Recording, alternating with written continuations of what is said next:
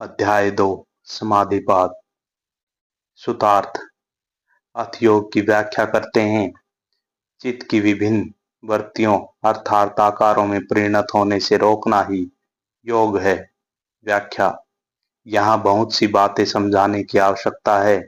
पहले हमें यह समझ लेना होगा कि चित्त और ये वृत्तियां क्या हैं। मेरी ये आंखें हैं। आंखें वास्तव में नहीं देखती। यदि मस्तिष्क में स्थित दर्शनेंद्रिय या दर्शन शक्ति को नष्ट कर दो तो भले ही तुम्हारी आंखें रहें अथवा आंखें की पुतलियां भी साबुत रहें और आंख के ऊपर जिस छवि के पड़ने से दर्शन होता है वह भी रहे, पर फिर भी आंखें देख नहीं सकेंगी। अतः आंख दर्शन का गौण यंत्र मात्र हुई। वह वास्तव में दर्शनेंद्रिय नहीं है। दर्शनेंद्रिय तो मस्तिष्क में अंतर्गत स्नायु केंद्र में अवस्थित हैं।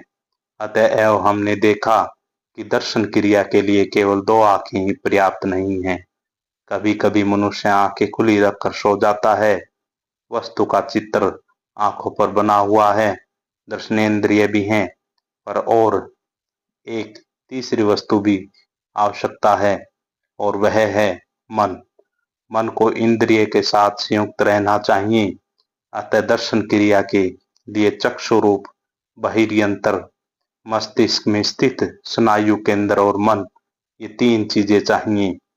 कभी कभी ऐसा होता है कि रास्ते से गाड़ियां दौड़ती हुई निकल जाती हैं, पर तुम सुन नहीं पाते। क्यों?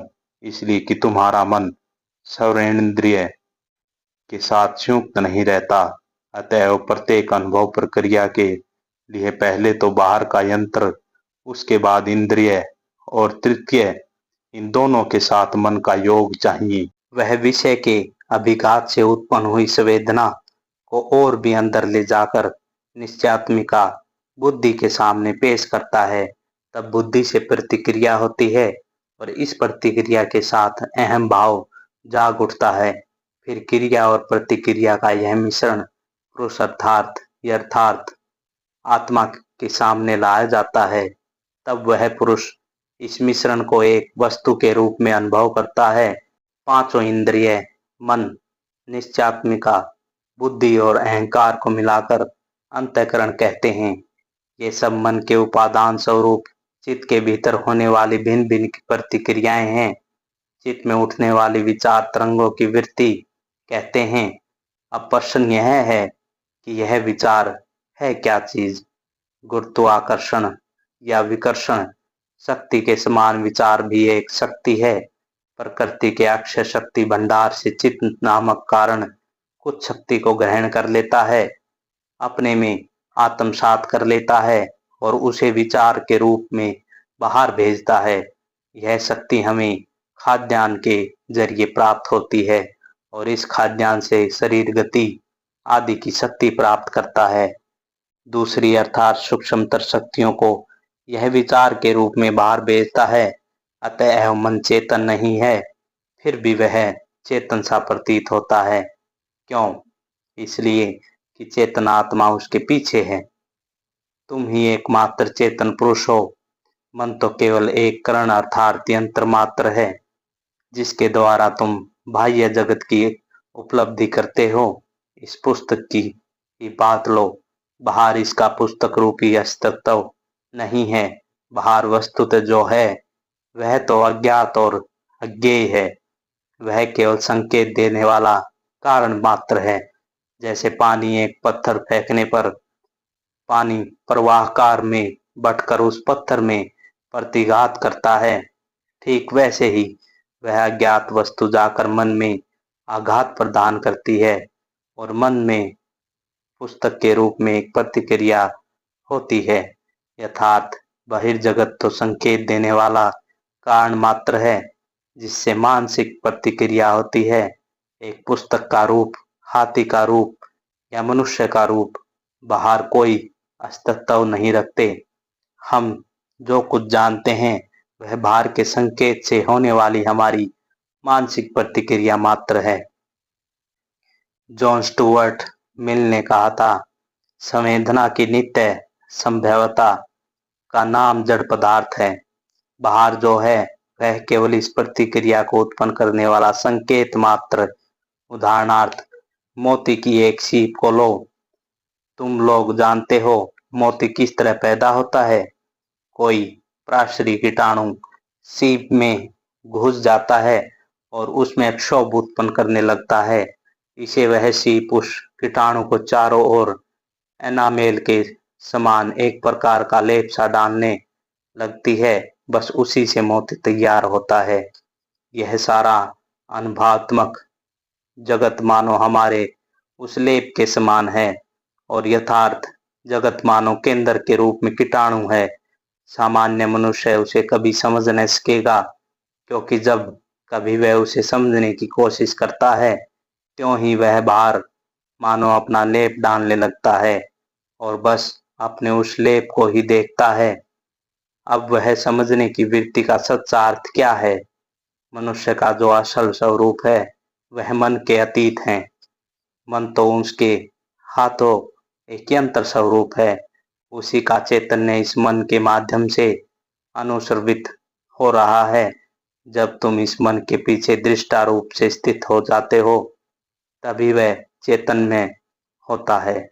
जब मनुष्य इस मन को बिल्कुल त्याग देता है तो उस मन का संपूर्ण नाश हो जाता है। उसका अस्तित्व ही नहीं रह जाता। अब समझ में आया कि चित्त का क्या तात्पर्य है। वह मन का उपादान स्वरूप है और वृत्तियां उस पर उठने वाली लहरें और तरंगे हैं। जो ही बाहर के कुछ कारण उस पर कार्य करने लगते हैं त्यों ही वह तरंग रूप धारण कर लेता है। हमें जिसे जगत कहते हैं वह तो इन वृत्तियों का समष्टि मात्र है। हम लोग सरोवर की तली को नहीं देख सकते, क्योंकि उसकी तह छोटी छोटी लहरों से व्याप्त रहती हैं। उस तली की झलक मिलना तभी संभव है जब ये सारी लहरें शांत हो जाएं और पानी शिथिल हो जाए। यदि पानी गंदला हो या सारे समय उसमें हलचल होती रहे तो वह तली कभी दिखाई न देगी। और यदि पानी निर्मल हो और उसमें एक भी लहर न रहे तब हम उस तली को अवश्य देख सकेंगे। यह चित्त मानो उस सरोवर के समान है और हमारा असल स्वरूप मानो उसकी तली है। प्रवृत्तियां उस पर उठने वाली लहरें हैं। फिर वह भी देखा जाता है कि यह मन तीन प्रकार की अवस्थाओं में रहता है। एक है तम की अर्थात अंधकार में अवस्था, जैसा कि हम पशुओं और अत्यंत मूर्खों में पाते हैं। ऐसे मन की प्रवृत्ति केवल औरों को अक्षति पहुंचाने में ही होती है। मन की इस अवस्था में और दूसरा कोई विचार ही नहीं सूझता। दूसरा है रज अर्थात मन की क्रियाशील अवस्था, जिसमें केवल प्रभुत्व और भोग की इच्छा रहती है। उस समय यही भाव रहता है कि मैं शक्तिमान होऊंगा और दूसरों को प्रभुत्व करूंगा। तीसरा है सत्व अर्थात मन की गंभीर और शांत अवस्था, जिसमें समस्त तरंगे शांत हो जाती हैं और मानस सरोवर का जल निर्मल हो जाता है। यह कोई जड़ा अवस्था नहीं है, प्रत्युत यह तो तीव्र क्रियाशील होने को सहज है। बस लगाम ढीली कर दो तो घोड़े स्वयं तुम्हें भगा ले जाएंगे। यह तो कोई भी कर सकता है, पर शक्तिमान पुरुष तो वह है जो इन तेज घोड़ों को थाम सके। किसमें अधिक शक्ति लगती है, लगाम ढीली कर देने में अथवा उसे थामे रखने में। शांत मनुष्य और मंद बुद्धि वाले मनुष्य एक समान नहीं हैं। सत्व को कहीं मंद बुद्धि या आलस्य न समझ बैठना। शांत मनुष्य वह है जो मन की इन लहरों को अपने वश में लाने में समर्थ हुआ है। क्रियाशीलता निमंत्र शक्ति की अभिव्यक्ति है और शांत भाव उत्तर शक्ति की। यह चित्त अपनी स्वाभाविक पवित्र अवस्था को फिर से प्राप्त करने के लिए सत चेष्टा कर रहा है, किंतु इंद्रियां उसे बाहर खींचे रखती है। उसका दमन करना, उसकी इस बाहर जाने की प्रवृत्ति को रोकना और उसे लौटाकर उसे चैतन्य घन पुरुष के पास ले जाने वाले रास्ते पर लाना, यही योग का पहला सोपान है। क्योंकि केवल इसी उपायों के चित्त में यथार्थ रास्ते पर आ जा सकता है। यद्यपि उच्चतम से लेकर निम्नतम तक सभी प्राणियों में यह चित्त विद्यमान है, तथापि केवल मनुष्य शरीर में ही ये हम उसे बुद्धि रूप में विकसित देख पाते हैं। जब तक यह चित्त बुद्धि का रूप धारण नहीं कर लेता, तब तक उसके लिए इन सब विभिन्न सोपानों में से होते हुए लौटकर आत्मा को मुक्त करना संभव नहीं। यद्यपि गाय या कुत्ते के भी मन है, पर उनके लिए शुद्धो मुक्ति असंभव है, क्योंकि उनका चित्त अभी बुद्धि का रूप धारण नहीं कर सकता।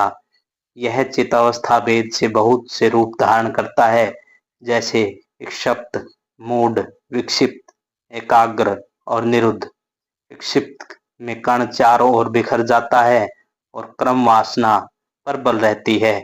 इस अवस्था में मन की प्रवृत्ति केवल सुख और दुख इन दो भावों में ही प्रकाशित होने की होती है। मूढ़ अवस्था तमोगुणात्मक है और इसमें मन की प्रवृत्ति केवल औरों की अनष्टि करने में होती है। विक्षिप्त अवस्था वह है जब मन अपने केंद्र की ओर जाने का प्रयत्न करता है। यहाँ पर टीकाकार कहते हैं कि विक्षिप्त अवस्था देवताओं के लिए स्वाभाविक है और विक्षिप्त तथा मूढ़ अवस्था असुरों के लिए। एकाग्र अवस्था तभी होती है जब मन निरुद्ध होने के लिए प्रयत्न करता है, और निरुद्ध अवस्था में ही हमें समाधि में ले जाती है। सूत्रार्थ: उस समय दृष्टा अपने स्वरूप में अवस्थित रहता है। व्याख्या: ज्यों ही लहरें शांत हो जाती हैं और पानी स्थिर हो जाता है, त्यों ही हम सरोवर की तली को देख पाते हैं। मन के बारे में भी ठीक ऐसा ही समझो। जब यह शांत हो जाता है, तब हम देखते हैं कि अपना असल स्वरूप क्या है। फिर हम उन तरंगों के साथ अपने आप को एक रूप नहीं कर लेते, वरन अपने स्वरूप को अवस्थित करते हैं। सूत्रार्थ: दूसरे समय में दृष्टावृत्ति के साथ एक रूप होकर रहता है। व्याख्या: उदाहरणार्थ, मान लो किसी ने मेरी निंदा की, बस वह मेरे मन को एक वर्ती उठा देता है और मैं उसके साथ अपने आप को एक रूप कर देता हूँ। इसका परिणाम होता है दुख। सूत्रार्थ: वृत्तियां 5 प्रकार की हैं: क्लेश युक्त और क्लेश शून्य। सूत्रार्थ: प्रमाण, विपर्य, विकल्प, निद्रा और स्मृति अर्थात सत्य ज्ञान, भ्रम ज्ञान, शब्द भ्रम, निद्रा और स्मृति। सूत्रार्थ: प्रत्यक्ष अर्थात साक्षात अनुभव, अनुमान और आगम अर्थात विषय वस्तु लोगों के वाक्य प्रमाण हैं। व्याख्या: जब हमारी दो अनुभूतियां आपस में विरोधी नहीं होती, तब उसे हम प्रमाण कहते हैं। मान लो मैंने कुछ सुना, यदि वह पहले अनुभव की हुई है किसी बात का खंडन करे, तो मेरे भीतर उसके विरुद्ध तर्क वितर्क होने लगता है और मैं उस पर विश्वास नहीं करता। प्रमाण में के फिर 3 प्रकार हैं: साक्षात, अनुभव या प्रत्यक्ष। यह एक प्रकार का प्रमाण है। यदि हम किसी प्रकार आंख और कान के भ्रम में न पड़े हों, तो हम जो कुछ देखते या अनुभव करते हैं उसे प्रत्यक्ष कहा जाएगा। मैं इस दुनिया को देखता हूँ, बस यह उसके अस्तित्व का पर्याप्त प्रमाण है। दूसरा है अनुमान, लक्ष्य से लक्ष्य वस्तु पर आना। तुमने कोई संकेत देखा और उससे तुम उस लक्ष्य वस्तु पर आ गए जिसका वह संकेत है। तीसरा है आपत वाक्य, योगियों अर्थात सत्य दृष्टा ऋषियों को प्रत्यक्ष अनुभूति। हम सभी ज्ञान की प्राप्ति के लिए सत्संघर्ष कर रहे हैं, पर तुम्हें और मुझे उसके लिए कठोर संघर्ष करना पड़ता है। दीर्घकाल तक विचार रूप कालिंकर रास्ते से होकर अग्रसर होना पड़ता है, किंतु विशुद्ध सत्व योगी इन सब के पार चले गए हैं। उनके मन चक्षु के सामने भूत, भविष्य और वर्तमान सब एक हो गए हैं। उनके लिए वे सब मानो एक पाठ्य पुस्तक के समान है। हम लोगों को ज्ञान लाभ के लिए जिस कालीन कर प्रणाली में से होकर जाना पड़ता है, उनके लिए उसकी फिर से आवश्यकता नहीं रह जाती। उनका वाक्य ही प्रमाण है, क्योंकि वे अपने भीतर ही सारे ज्ञान की उपलब्धि करते हैं। ऐसे व्यक्ति ही पवित्र शास्त्र ग्रंथों के प्रणेता होते हैं और इसलिए शास्त्र प्रमाण है। यदि वर्तमान समय में ऐसे मनुष्य कोई हो तो उनकी बात भी अवश्य प्रमाण होगी। दूसरे दार्शनिकों के इस आपत के बारे में बहुत से तर्क वितर्क किए हैं। उनका प्रश्न है कि आपत वाक्य को सत्य क्यों माना जाए। इसका उत्तर यह है कि वह उनकी प्रत्यक्ष अनुभूति है। यदि वह पहले किए हुए अनुभव का विरोधी न हो तो मैं जो कुछ देखता हूँ वह प्रमाण है और तुम भी जो कुछ देखते हो वह प्रमाण है। ठीक इसी तरह इंद्रियों के भी अतीत एक ज्ञान है और जब कभी यह ज्ञान युक्ति और मनुष्य की पूर्व अनुभूति का खंडन नहीं करता तब वह भी प्रमाण है। यदि कोई पागल इस कमरे में घुस जाए और कहने लगे मैं चारों ओर देवदूत देख रहा हूँ तो वह प्रमाण न कहा जाएगा।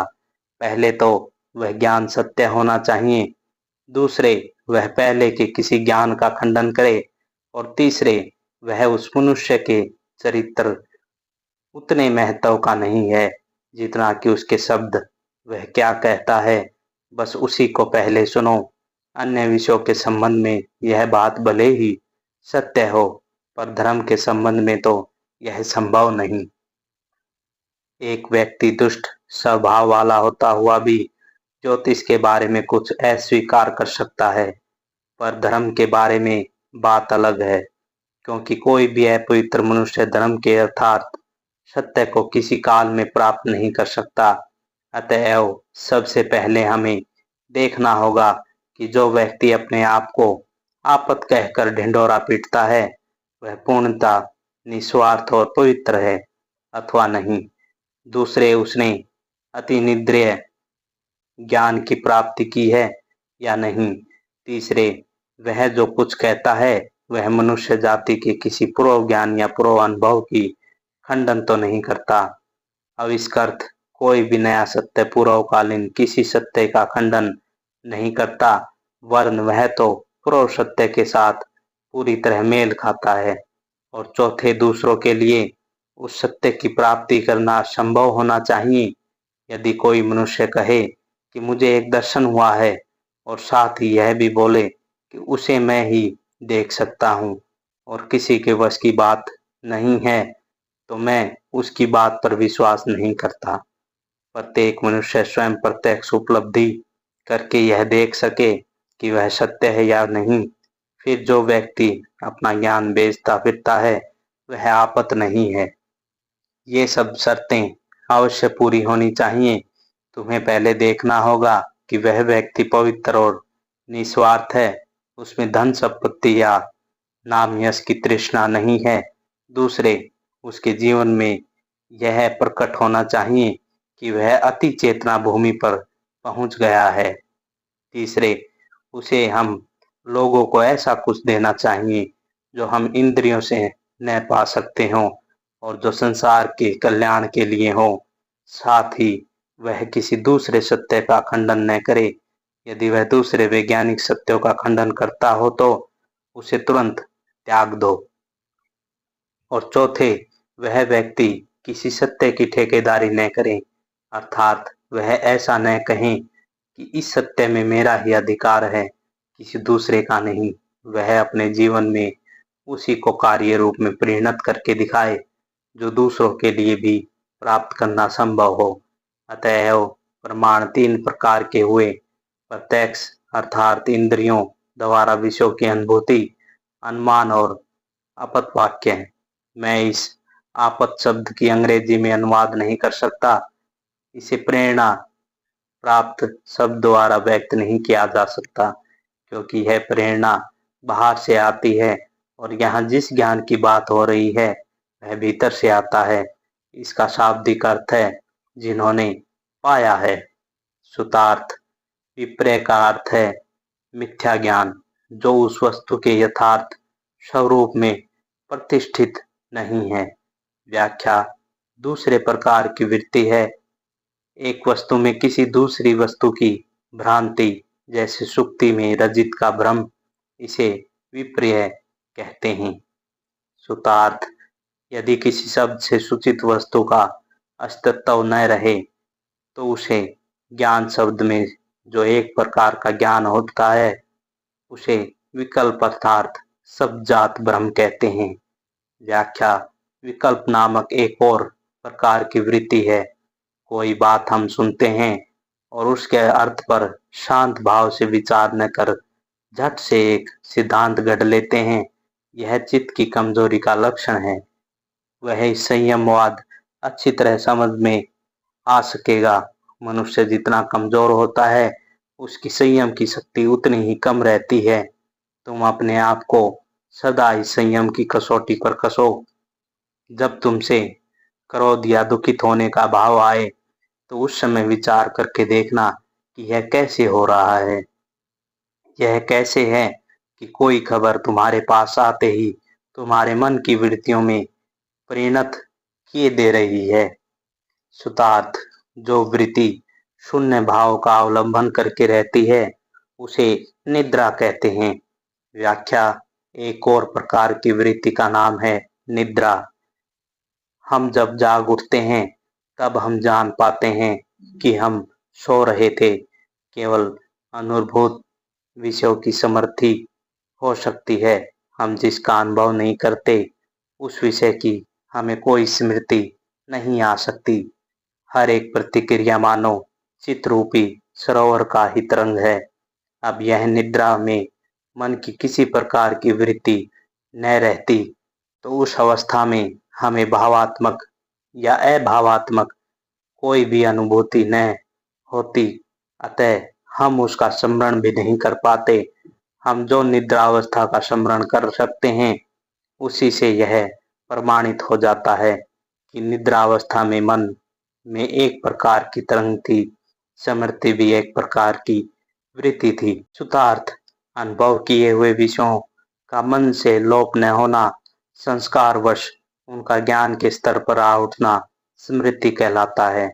व्याख्या: ऊपर जिन 4 प्रकार की वृत्तियों के बारे में कहा गया है उनमें से प्रत्येक से स्मृति आ सकती है। मान लो तुमने एक शब्द सुना। यह शब्द चित्रूपी सरोवर में फेंके गए एक पत्थर के समान है। उससे एक छोटी सी लहर पैदा हो जाती है और यह लहर फिर बहुत सी छोटी छोटी लहरों को उत्पन्न करती है। यही स्मृति है। निद्रा में भी यह घटना होती रहती है और जब निद्रा नामक लहर विशेष चित्त के अंदर स्मृति रूप लहरें उत्पन्न कर देती हैं तब उसे स्वप्न कहते हैं। जागृत अवस्था में जिसे स्मृति कहते हैं, निद्रा काल में उसी प्रकार की वृत्ति को स्वप्न कहते हैं। सूत्रार्थ: अभ्यास और वैराग्य से उनका निरोध होता है। व्याख्या: इस वैराग्य को प्राप्त करने के लिए यह विशेष रूप से आवश्यक है कि मन निर्मल, सत और विवेकशील हो। अभ्यास करने की क्या आवश्यकता है? प्रत्येक कार्य के मानो चित्रूपी सरोवर के ऊपर एक तरंग खेल जाती है। यह कंपन कुछ समय बाद नष्ट हो जाता है। फिर क्या शेष रहता है? केवल संस्कार समूह। मन में ऐसे बहुत से संस्कार पड़ने पर वे इकट्ठे होकर आदत के रूप में परिणत हो जाते हैं। ऐसा कहा जाता है कि आदत ही द्वितीय स्वभाव है। केवल द्वितीय स्वभाव नहीं वरन यह प्रथम स्वभाव ही है। मनुष्य का समस्त स्वभाव इस आदत पर निर्भर रहता है। हमारा अभी जो स्वभाव है वह पूर्व अभ्यास का फल है। यह जान सकने से कि सब कुछ अभ्यास का ही फल है, मन में शांति आती है। क्योंकि यदि हमारा वर्तमान स्वभाव केवल अभ्यासवश हुआ हो तो हम चाहें किसी पर भी समय उस अभ्यास को नष्ट भी कर सकते हैं। हमारे मन में जो विचारधाराएं बह जाती हैं उनमें से प्रत्येक अपना एक एक चिन्ह या संस्कार छोड़ जाती हैं। हमारा चरित्र इन सब संस्कारों की सृष्टि स्वरूप है। जब कोई विशेष वृत्ति प्रवाह पर बल होता है तब मनुष्य उसी प्रकार का हो जाता है। जब अच्छा भाव पर बल होता है तो मनुष्य अच्छा हो जाता है। यदि बुरा भाव पर बल हो तो मनुष्य फिर बुरा हो जाता है। यदि आनंद का भाव पर बल हो तो मनुष्य सुखी होता है और बुरी आदतों का एकमात्र प्रतिकार है। उनकी विपरीत आदतें हमारे चित्त में जितनी बुरी आदतें संस्कारबद्ध हो गई हैं, उन्हें अच्छी आदतों द्वारा नष्ट करना होगा। केवल सत्य कार्य करते रहो, सर्वदा पवित्र चिंतन करो। असत संस्कार रोकने का बस यही एक उपाय है। ऐसा कभी मत कहो कि अमुक के उद्धार की कोई आशा नहीं है। क्यों? इसलिए कि वह व्यक्ति केवल एक विशिष्ट प्रकार के चरित्र का, कुछ आदतों की समष्टि का घोतक मात्र है, और ये आदतें नई और अच्छी आदतों से दूर की जा सकती हैं। चरित्र बस पुनः पुनः अभ्यास की समष्टि मात्र है, और इस प्रकार का पुनः पुनः अभ्यास ही चरित्र को सुधार कर सकता है।